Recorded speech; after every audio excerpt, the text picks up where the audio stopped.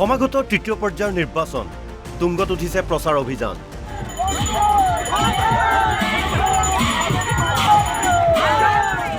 আকৰ্ষণীয় প্ৰচাৰেৰে ভোটাৰৰ মন জয়ৰ চেষ্টা।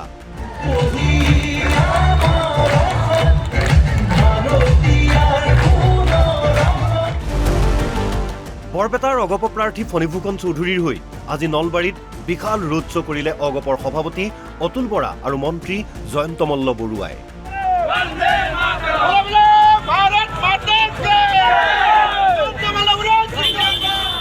নলবাৰীৰ মৰুৱাৰ উৎসৱ খলাৰ পৰা অময়াপুৰলৈ কৰা হয় এই ৰোড শ্ব'।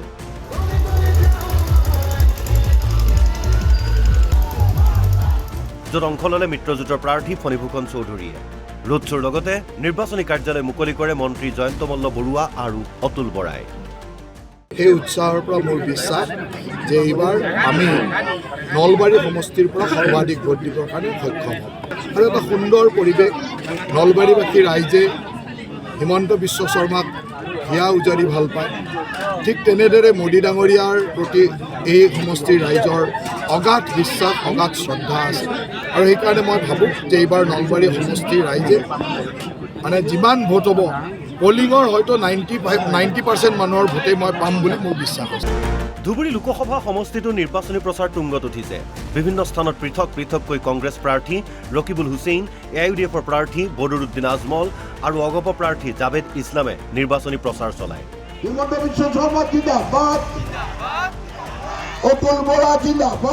নিশা চাপৰ বজাৰত নিৰ্বাচনী প্ৰচাৰ চলাবলৈ আহি অগপ প্ৰাৰ্থী জাভেদ ইছলামে ক্ষুৰধাৰ সমালোচনা কৰে বদৰুদ্দিন আজমল আৰু ৰকিবুল হুছেইনক। ৰাইজ এইবাৰ উন্নয়নৰ পক্ষত আছে। তেওঁলোকে 15 বছৰ মিছা কথা আৰু মিছা প্ৰতিশ্ৰুতি দি ইমান দিন ভোট লৈ গৈছিল। ধুবুৰীবাসী ৰাইজ বাস্তৱমুখী হৈছে। দুইজন ব্যক্তি, ৰকিবুল হুছেইন চাহাব তেখেত মন্ত্ৰী আছিল আৰু ইনচাৰ্জ মিনিষ্টাৰো আছিল আমাৰ। তেখেত আমাৰ ইয়াত এটা চিহ্নও ৰখা নাই। 15 বছৰ এটা ছবি নাই।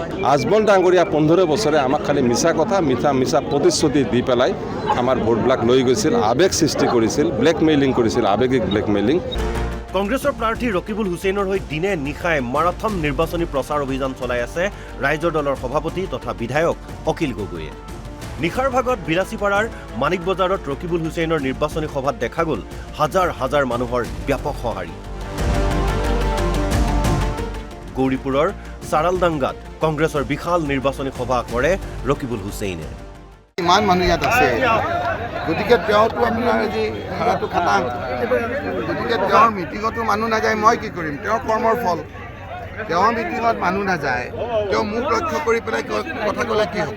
তেওঁ লক্ষ্য কৰিব লাগে ইয়াৰ মানুহক, যি মানুহক তেওঁ তুচ্ছতাচ্ছিল্য কৰিছে।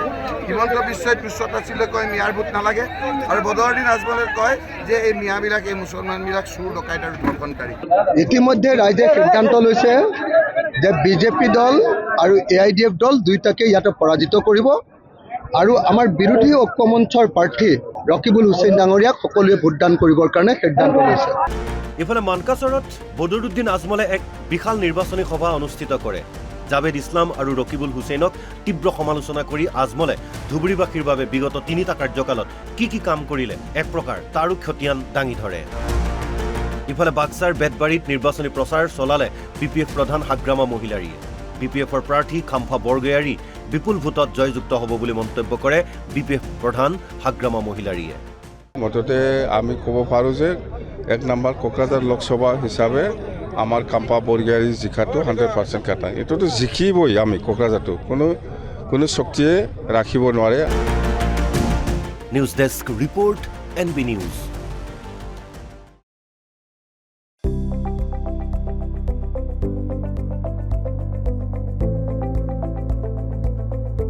NB নিউজ, সহজ সৰল ভাষাত নৱভাৰতৰ কথা।